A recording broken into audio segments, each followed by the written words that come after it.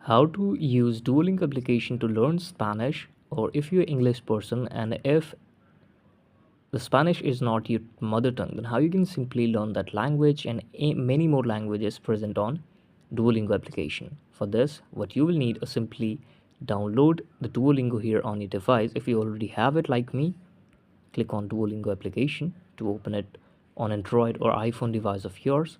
Here, if you have an account, you can click on I already have an account. Select this menu. If you don't have it, click on get sign in. Let me just click that. Get started.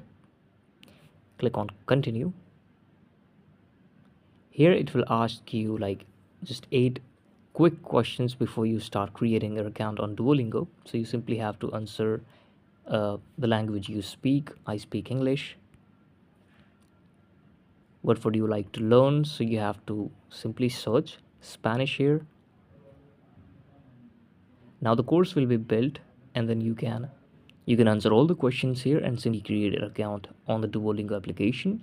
And this is how you can do it. Thank you so much for watching this video.